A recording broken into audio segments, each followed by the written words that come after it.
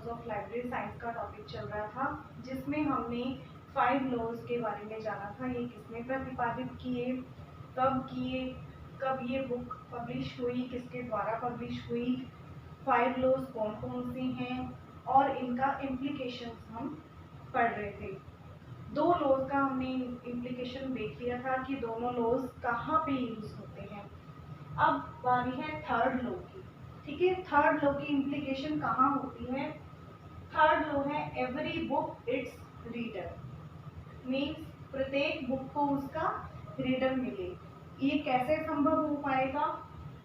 सबसे पहले क्या होना चाहिए, ओपन एक्सेस सिस्टम होना चाहिए लाइब्रेरी में, ताकि हर रीडर अपनी बुक तक पहुंच पाए, हर बुक अपने रीडर तक पहुंच पाए। नेक्स्ट है बुक सिलेक्शन। बुक सिलेक्शन जब एक लाइब्रेरी का जब बुक सिलेक्शन अच्छा होगा, वो अपने यूजर की नीड के अकॉर्डिंग ही अपनी लाइब्रेरी में बुक मंगवाएंगे, बुक को स्टोर करेंगे, तभी एक यूजर और एक बुक के बीच में अच्छा रिलेशन बन पाएगा। थर्ड, इजी एक्सेसिबिलिटी, कि इजी एक्सेस कर पाए यूजर। ऐसा ना हो कि वो ढूंढता ही रह जाए पूरी लाइब्रेरी में कि वो बुक उसको कहाँ मिलेगी, तो एक्सेस करना इजी हो। शेल्फ अरेंजमेंट, शेल्फ को इस तरह से अरेंज किया जाए कि वो एक सुव्यवस्थित तरीके में हो, कि मान लो मैं कोई बुक अगर वहाँ पे सर्च करने जाऊँ कि मुझे मैथमेटिक्स की या फिर साइंस की कोई बुक चाहिए, तो वो अलग अलग उनकी अरेंजमेंट्स होनी चाहिए कि हाँ जी मैथ्स की ये बुक्स हैं, साइंस की ये हैं, हिंदी की ये हैं, इंग्लिश की हैं। इस तरह से जो शेल्फ की अरेंजमेंट हो वो बेटर होनी चाहिए। प्लस कैटलॉगिंग, कैटलॉगिंग इस तरीके से हो कि यूज़र, अगर मान लो यूज़र को बुक का नेम पता है, ऑथर का नेम वो नहीं जानता, तो वो बुक नेम से भी सर्च कर पाए।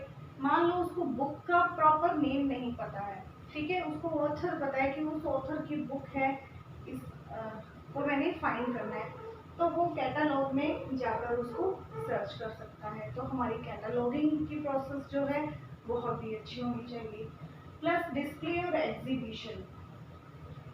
डिस्प्ले में हमें क्या करना होगा, हमारी लाइब्रेरी में कुछ ऐसी बुक्स होती हैं जिनका बहुत लंबे समय से कोई यूज़ नहीं हुआ हो सकता है कि वो रीडर उस तक पहुंच ना पाया हो, है ना, कोई भी रीज़न हो सकता है कि बुक ज़्यादा यूज़ में ना आई हो।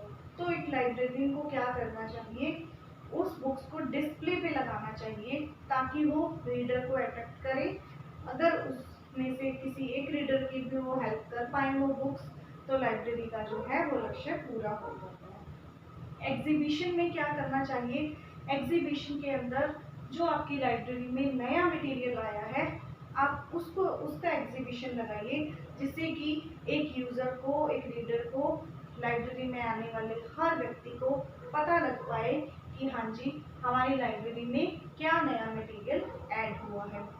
तो इस तरह से जब ये वाले पॉइंट्स हमारे अच्छे से काम करेंगे, तब हमारा थर्ड लॉ जो है वो फुल्ली सेटिस्फाइड हो जाएगा। फोर्थ लॉ जो कि बहुत इंपॉर्टेंट है, save the time of the reader. हमें लाइब्रेरी में जितने भी रीडर आ रहे हैं सबका टाइम सेव करना हमारे लिए बहुत ही ज़्यादा इम्पॉर्टेंट है। इसके लिए क्या होगा, ओपन एक्सेस, हमने यहाँ भी देखा ओपन एक्सेस, तो ये मेन इम्पॉर्टेंट चीज़ है कि ओपन एक्सेस होनी चाहिए। जब तक ओपन एक्सेस नहीं होगी, यूज़र नहीं पहुंच पाएगा अपनी बुक तक इजीली, तब तक उसका टाइम भी वेस्ट होता रहेगा और उसकी नीड भी पूरी नहीं होगी, वो अपनी बुक तक भी पहुंच नहीं पाएगा। तो ओपन एक्सेस भी इसमें काम करेगा।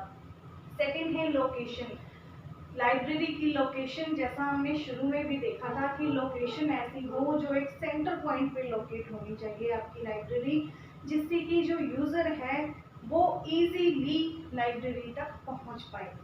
यदि एक शहर की लाइब्रेरी है तो वो शहर में केंद्र पर होनी चाहिए, एक सेंटर में होनी चाहिए, ताकि जो किसी भी दिशा से कोई यूज़र आ रहा है तो वो इजीली लाइब्रेरी के अंदर पहुंच पाए। और अगर किसी इंस्टीट्यूशन के अंदर लाइब्रेरी है तो वो भी एक सेंटर पॉइंट पे होनी चाहिए, स्टार्टिंग में ही होनी चाहिए, जिससे कि यूज़र को ज़्यादा प्रॉब्लम ना आए। थर्ड है इशू रिटर्न। इशू रिटर्न का सिस्टम एक लाइब्रेरी का बेटर से बेटर होना चाहिए, जिससे कि यूज़र को प्रॉब्लम नहीं आए। इसके लिए स्कीम्स भी होती हैं जो हर लाइब्रेरी अपने अकॉर्डिंग यूज़ करती है।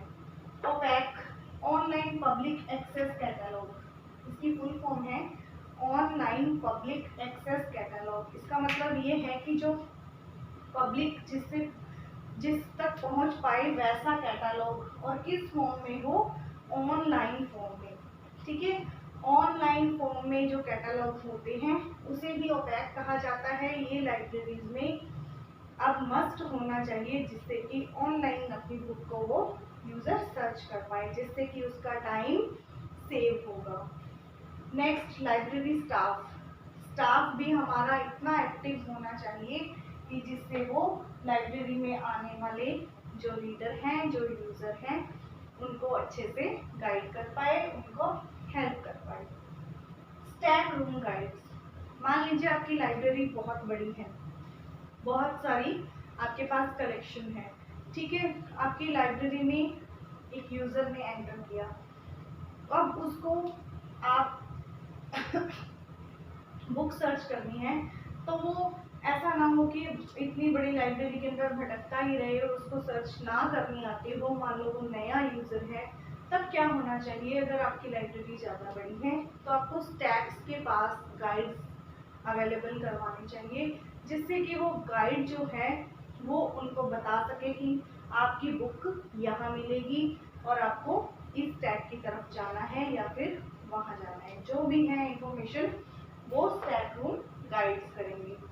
प्लस रेफरेंस सर्विस, रेफर करना भी यही गाइडेंस देना हो गया कि लाइब्रेरियन के पास कोई नया यूज़र आया या कोई भी यूज़र गया कि मेरे को ये बुक नहीं फाइंड करनी हो रही मुझसे, तो वो उसको रेफर करेगा कि हाँ जी इस रो में जाइए, इस टैग में जाइए, है ना, इस सेक्शन में जाइए, आपको यहाँ पे बुक मिलेगी। तो इस तरह से हम रेफरेंस सर्विस देकर, गाइड देकर, ठीक है, अपने यूज़र का टाइम सेव कर सकते हैं। तो ये थे थर्ड और फोर्थ लॉ की इम्प्लीकेशंस। अब हम पढ़ेंगे फिफ्थ लॉ की implication. Fifth law, library is a growing organism. ठीक है, लाइब्रेरी संवर्धनशील संस्था है, बढ़ती जाएगी, आगे के आगे हमें नए नए मटेरियल्स ऐड करने हैं। उसका इम्प्लीकेशन क्या होगा कि हमें बैलेंस्ड ग्रोथ, जब हम लाइब्रेरी को सेट कर रहे हैं, बना रहे हैं, तो हमें एक बैलेंस्ड ग्रोथ लेकर चलनी चाहिए कि हमें अपनी लाइब्रेरी में डेली या टाइम टू टाइम नया कुछ ऐड करना होगा, चाहे वो बुक्स हैं, चाहे वो फर्नीचर हैं, चाहे वो कोई भी चीज़ है। तो लाइब्रेरी में हर चीज़ की हमें टाइम टू टाइम अपडेशन करनी पड़ती है। नेक्स्ट है choice of a cataloguing scheme, choice of a classification scheme. ये हर एक लाइब्रेरी पे डिपेंड करता है कि वो कैटलॉगिंग और क्लासिफिकेशन की कौन सी स्कीम को यूज़ करना चाहते हैं, है ना। जैसे क्लासिफाइड कैटलॉग ऑर्ड हो गया, इस तरह से क्लासिफिकेशन के अंदर हो गया DTC, कॉलिंग क्लासिफिकेशन हो गया। तो ये लाइब्रेरी पे डिपेंड करता है कि वो कौन सी स्कीम को अपनी लाइब्रेरी में अपनाना चाहती हैं। नेक्स्ट है मॉडर्नाइजेशन। मॉडर्नाइजेशन मतलब मॉडर्न टेक्निक्स लाइब्रेरी में यूज़ होनी चाहिए, ओपैक होना चाहिए, जिससे ऑनलाइन इशू हो जाए, ऑनलाइन अपना कैटलॉग सर्च कर पाए यूज़र, ऑनलाइन इशू रिटर्न हो जाए। इस तरह से मॉडर्नाइजेशन लाइब्रेरी के अंदर होना चाहिए।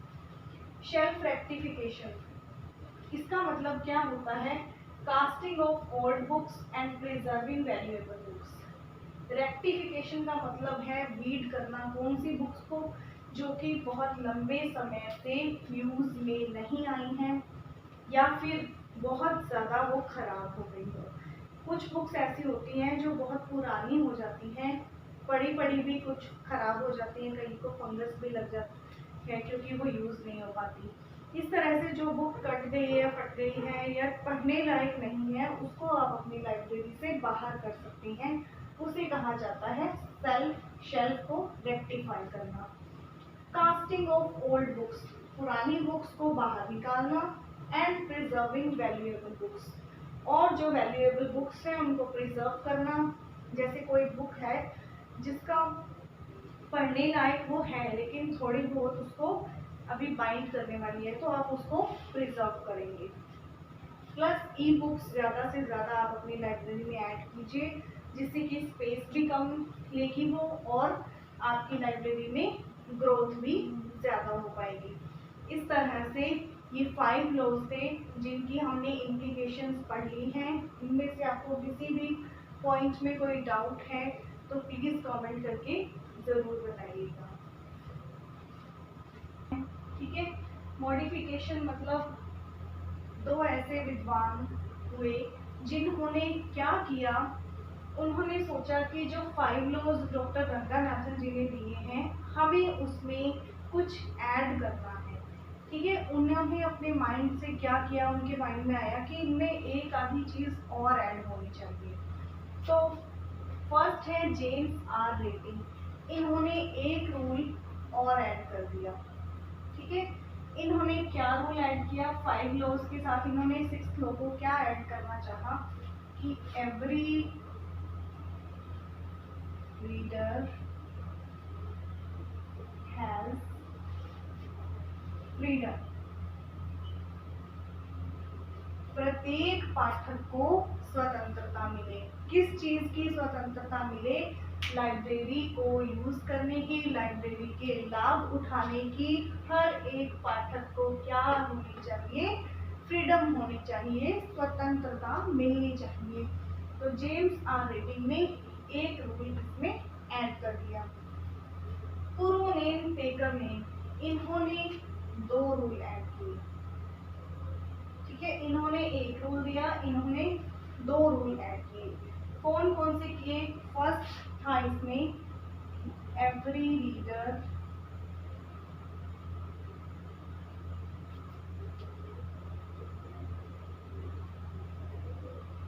है, तो ये कुछ मिलता जुलता ही, पर इन्होंने नाम ये दिया एवरी राइटर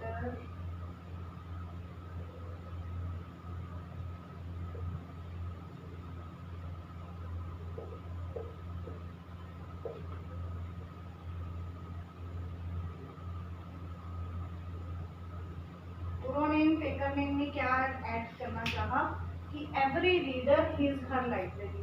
प्रत्येक पाठक का लाइब्रेरी पर हक है। इन्होंने कहा कि प्रत्येक पाठक को स्वतंत्रता मिले, ऐसा कुछ इन्होंने भी कह दिया कि every reader is her library. प्रत्येक पाठक की लाइब्रेरी है, उस पर उसका हक है। सेकेंड इन्होंने क्या ऐड करना चाहा कि every writer has contribution to the library. प्रत्येक राइटर को भी हक है कि वो लाइब्रेरी के अंदर अपना कंट्रीब्यूशन दे पाए। तो इन्होंने किसके हक की बात की? पहले रीडर की और फिर एक राइटर की, कि राइटर को पूरा हक होना चाहिए कि वो लाइब्रेरी के अंदर क्या कर पाए, अपना कंट्रीब्यूशन दे पाए, अपनी पब्लिकेशन को वहां तक पहुंचा पाए। ठीक है, तो ये थे 5 लॉज। इसके बाद हम देखेंगे कि 2 और विद्वान हैं जिन्होंने 5 लॉज को अलग अलग तरीके से रिप्रेजेंट किया, आजकल की जो मॉडर्न टेक्निक्स हैं उनको ध्यान में रखते हुए। ठीक है, doctor S R Ranganathan ji ने अपने जो 5 लॉज हैं इनको क्या नाम दिया? डॉक्टर रंगानाथन जी ने 5 लॉज को कहा हाई कोर्ट। ये भी क्वेश्चन पूछा जा सकता है कि रंगानाथन जी ने हाई कोर्ट की संज्ञा किसे दी है? 5 लॉज को। या पूछा जा सकता है 5 लॉज को किसकी संज्ञा दी? हाई कोर्ट की। क्यों दी? क्योंकि अगर आप कोई लाइब्रेरी में काम कर रहे हैं, है ना, और आपको वहाँ की किसी भी प्रॉब्लम में अगर आप आज आ गए कि आपको समझ में नहीं आ रहा कि कोई चीज़ कैसे इम्प्लीमेंट करें, तब आप वो 5 लॉज की जो इम्प्लीकेशंस हैं उनको पढ़ेंगे, तब आपको क्लियरली समझ में आ जाएगा कि अपनी लाइब्रेरी में क्या कुछ इम्प्लीमेंट हमें करने ज़रूरी हैं। प्लस रंगानाथन जी ने इन्हें क्या कहा?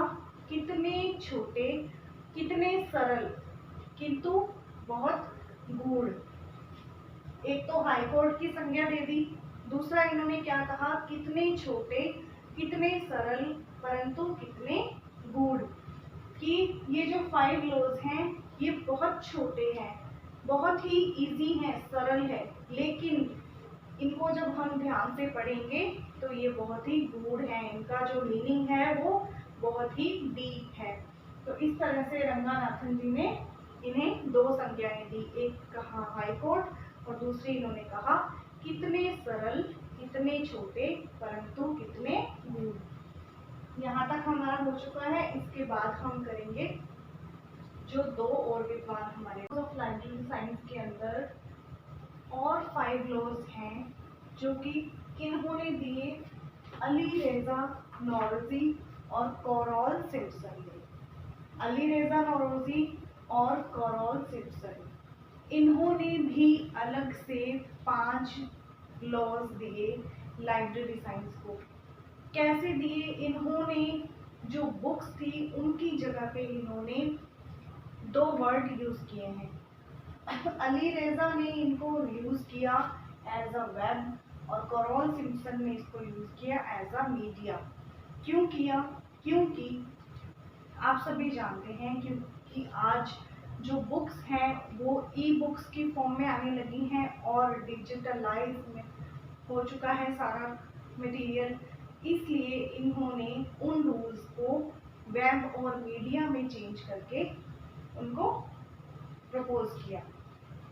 अली रेजा नौरोजी, इन्होंने 2004 में अपने लॉज दिए, कोरल सिम्पसन ने 2008 में दिए। ठीक है, इन्होंने बुक्स को क्या नाम दिया? बुक्स की जगह पे इन्होंने सिर्फ लॉज वही हैं, लेकिन बुक्स की जगह पे इन्होंने और नाम दे दिया। अली रेजा ने इसको नाम दिया वेब और कोरल सिम्पसन ने इसको नाम दिया मीडिया। ठीक है, तो अली रेजा ने क्या नाम दिया? वेब और कोरल सिम्पसन ने क्या नाम दिया? मीडिया। तब क्या कहते हैं, अली रेजा ने क्या कहा कि web resources are for use. हमने पढ़ा है कि बुक्स आर फॉर यूज, वो दिए थे डॉक्टर रंगानाथन जी ने, लेकिन web resources are for use, इन्होंने बुक्स को चेंज कर दिया वेब में। Every user his her web resource. ठीक है, यहाँ पे भी एवरी बुक की जगह पे क्या आ गया? Every web resource. Every web resource it's user save the time of the user, the web is a growing organism। ठीक है, तो ये तो दोनों सेम ही रहेंगे दोनों में, क्योंकि ये तो इम्पोर्टेंट लॉ ही है, save the time of the user और library is a growing organism. ठीक है, इन्होंने बुक्स का चेंज करके इनको वेब और मीडिया में चेंज किया है। इसी तरह से कोरल सिम्पसन, इन्होंने क्या किया? मीडिया यूज कर दिया बुक्स की जगह पे। इन्होंने कहा media are for use, every pattern has its information, every medium its user, save the time of the user and library is a growing organism. ठीक है, इस तरह से इन्होंने वेब और मीडिया में अपने लॉज को रिप्रेजेंट किया। ठीक है, इस तरह हमारा 5 लॉज ऑफ लाइब्रेरी साइंस का टॉपिक यहीं खत्म होता है। इसके बाद हम नए टॉपिक पे चर्चा करेंगे। Thank you.